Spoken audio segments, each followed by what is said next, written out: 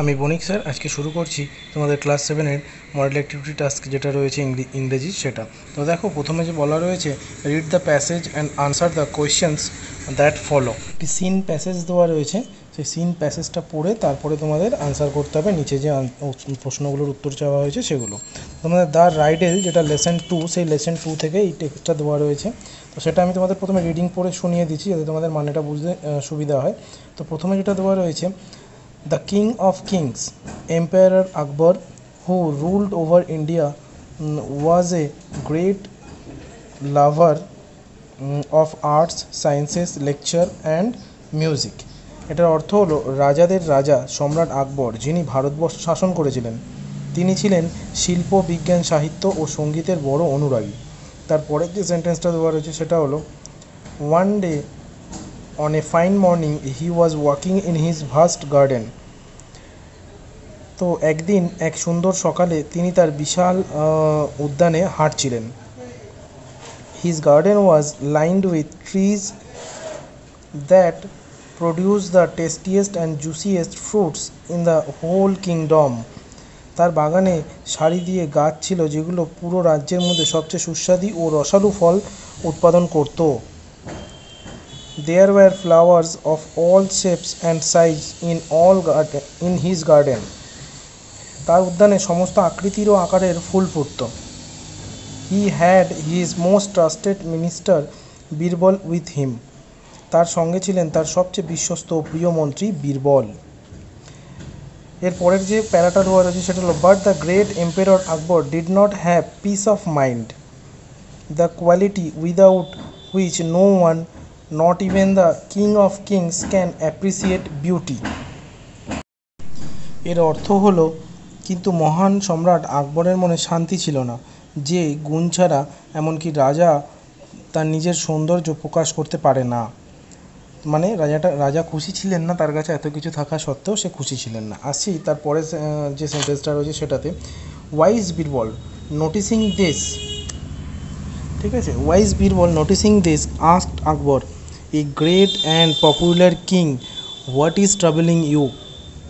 তিনি বললেন, জ্ঞানী বীরবল এটি লক্ষ্য করে আকবরকে জিজ্ঞাসা করলেন, ও মহান ও শক্তিশালী রাজা, কোন বিষয়টি আপনাকে এত চিন্তিত করছে?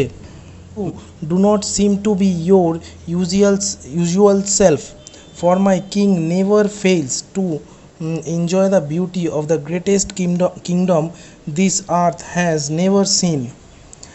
বাংলাটা হলো এটা যে, আপনাকে দেখে তো মনে হচ্ছে না আপনি ঠিক আছেন, কারণ আমার রাজা তো কখনোই পৃথিবীর সর্বশ্রেষ্ঠ রাজ্যের সৌন্দর্য উপভোগে ব্যর্থ হন না।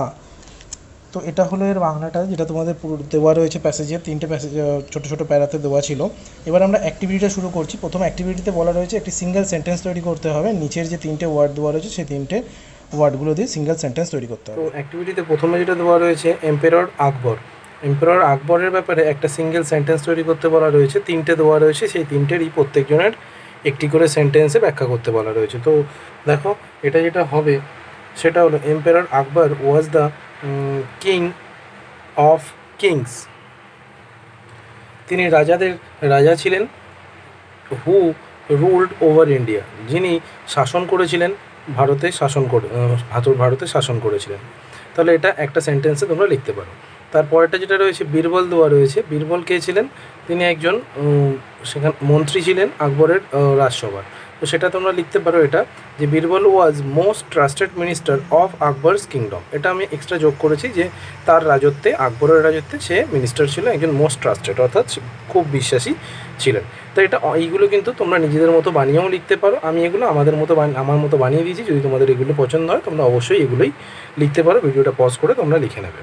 তো দেখো সিএরটা যেটা দেওয়া রয়েছে, গার্ডেন দেওয়া ছিল, তাহলে the garden was filled with tastiest juiciest fruits and all shape size of flowers. তাহলে একসাথে আমি সেন্টেন্সটাকে জুড়ে দিয়েছি যে যে বাগিচাটা ছিল বা বাগানটি ছিল সেটা পুরোপুরিভাবে পূর্ণ ছিল খুব সুস্বাদু এবং খুব রসালো ফলের দ্বারা এবং সব রকমের সাইজের এবং সব রকমের আকারের ফুলের দ্বারা পূর্ণ ছিল।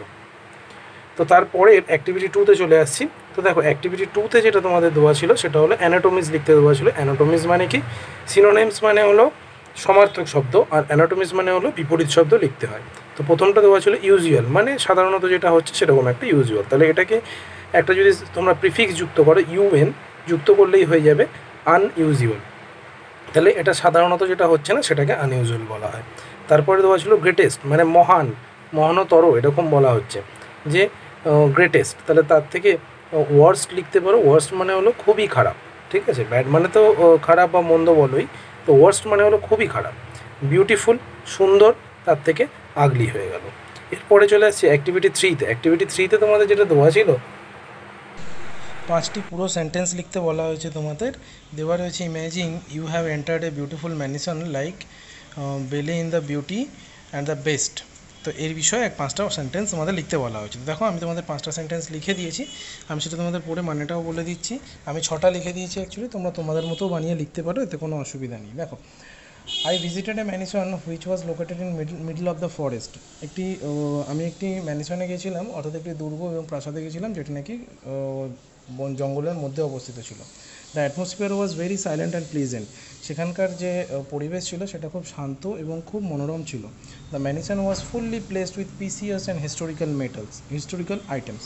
অর্থাৎ এই ম্যানশনটা ছিল সম্পূর্ণভাবে গচ্ছিত রাখা, যে পুরনো বিভিন্ন প্রাক্তন যে জিনিসগুলো হয়, প্রাচীন জিনিস, সেগুলো দিয়ে। তারপরের সেন্টেন্সে চলে আসছি আমি। দেখো, I heard there an unpredictable sound while was roaming around the mansion. যখন আমি ম্যানশনের ভেতরে চারপাশে ঘুরছিলাম সেই সময় দেখলাম ওখানে একটা আওয়াজ শুনতে পেলাম, যেটা আমি আইডেন্টিফাই করতে পারলাম না, ঠিক আছে, কিন্তু একটি সাউন্ড শুনতে পেলাম। Then I try to discover the source of that sound but failed. আমি চেষ্টা করলাম, এই যে একটা আওয়াজ শুনতে পেলাম যেটা খুব আনপ্রেডিক্টেবল মনে হয়েছিল, যেটা নাকি খুব একটা পরিচিত নয়, সেই সাউন্ডটাকে চেনার চেষ্টা করলাম কিন্তু চিনতে পারিনি। তারপরে finally I returned home with the unsolved mystery. আমি শেষ পর্যন্ত বাড়ি ফিরে এলাম এই আনসলভড যে মিস্ট্রি, একটা কাল্পনিক ঘটনা হয়েছিল সেটার ব্যাপারে। তো এই পর্যন্তই ছিল তোমাদের এই অ্যাক্টিভিটি টাস্কটা, আমি সেটা যতটা সম্ভব করে দিলাম। তোমরা এটা ভিডিওটা পজ করে অবশ্যই এটা লিখে নাও, যদি কোনো অসুবিধা হয় কমেন্ট বক্সে জানাও, এবং অবশ্যই চ্যানেলটি সাবস্ক্রাইব করো পরবর্তী মডেল টাস্কের উত্তরগুলো সঠিক সময় পাওয়ার জন্য।